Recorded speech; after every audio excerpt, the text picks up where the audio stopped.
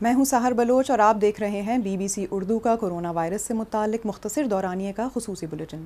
اسی سلسلے میں BBC اردو نے ایک نیا اضافہ موبائل بلیٹنز کا کیا ہے، جس کے تحت آپ اپنے موبائل فون سے 447474 ملا کر خبریں سن سکتے ہیں۔ اس کال کی قیمت 3 روپے فی منٹ ہے۔ بلیٹن کی جانب بڑھتے ہیں اور شامل کرتے ہیں پاکستان سے خبریں۔ وفاقی وزیر برائے منصوبہ بندی و ترقی اسد عمر نے ٹویٹر پر اپنے ایک بیان میں کہا ہے کہ 14 اکتوبر کو ملک بھر میں کووڈ کیسز کی شرح 2.37% رہی، جو کہ پچھلے 50 دنوں میں کووڈ کی سب سے بڑی شرح ہے۔ انہوں نے کہا کہ اس سے پہلے متاثرین کی یہ شرح 23 اگست کو دیکھنے میں آئی تھی، جبکہ اس ہفتے کے پہلے 4 دنوں میں اوسطاً ہر روز 11 اموات ہوئی ہیں، جو کہ 11 اگست کو سامنے آنے والی شرح کے مقابلے میں کہیں زیادہ ہے۔ ان کا کہنا ہے کہ تاحال پاکستان کے زیر انتظام کشمیر کے شہر مظفر آباد میں کووڈ کے سب سے زیادہ متاثرین سامنے آئے ہیں، جبکہ کراچی میں متاثرین کی یہ تعداد مسلسل زیادہ رہی ہے اور لاہور اور اسلام آباد میں یہ تعداد ایک بار پھر بڑھ رہی ہے۔ ان کا کہنا ہے کہ یہ سارے اعداد و شمار کورونا وائرس کے بڑھتے ہوئے کیسز کی طرف اشارہ کرتے ہیں اور اب وقت آ چکا ہے کہ کووڈ سے نمٹنے کے لیے بنائے گئے قواعد پر پابندی سے عمل کریں، ورنہ ملک بھر میں ایک بار پھر پابندیاں سخت کر دی جائیں گی، جس کے نتیجے میں لوگوں کا ذریعہ معاش متاثر ہوگا۔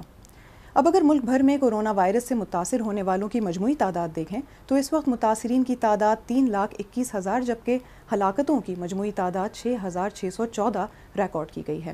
اس وقت ملک میں صحتیاب ہونے والوں کی تعداد 3,05,000 بتائی جا رہی ہے، جبکہ اگر پچھلے 24 گھنٹوں کے اعداد و شمار دیکھیں تو اس دوران 755 نئے متاثرین سامنے آئے ہیں، جبکہ 13 ہلاکتیں رپورٹ ہوئی ہیں۔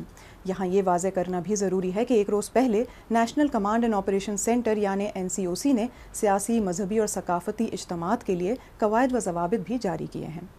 اب اگر دنیا بھر کی جانب بڑھیں تو اس وقت یورپ میں کووڈ-19 سے متاثر ہونے والوں کی تعداد میں اضافہ دیکھنے میں آ رہا ہے، جبکہ کووڈ کی دوسری لہر سے بچنے کے لیے اقدامات بھی اٹھائے جا رہے ہیں۔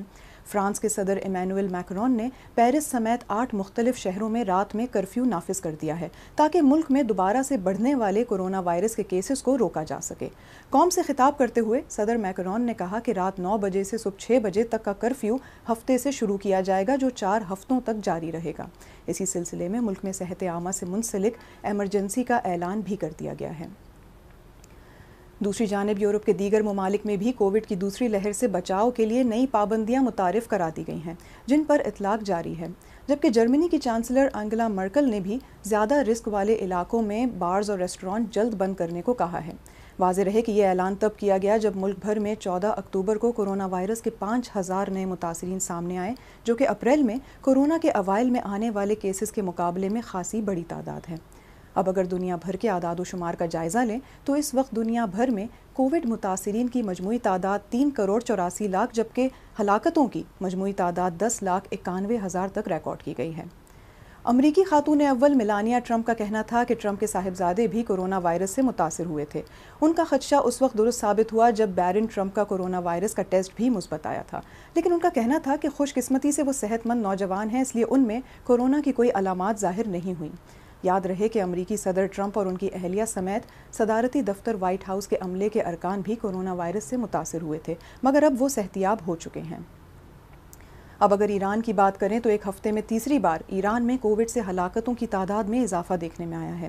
ایران کی محکمہ صحت کے ترجمان سیما سعادات لاری نے اپنے بیان میں کہا کہ اس ہفتے کے دوران 279 اموات ہوئی ہیں، جبکہ 4,823 نئے متاثرین سامنے آئے ہیں۔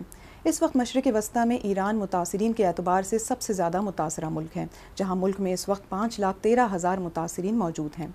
اب اگر انڈیا کی بات کریں تو انڈیا کے وزیر صحت ڈاکٹر ہرش وردھن نے دعویٰ کیا ہے کہ ملک میں اگلے سال کے شروع میں ایک ویکسین سامنے آ جائے گی۔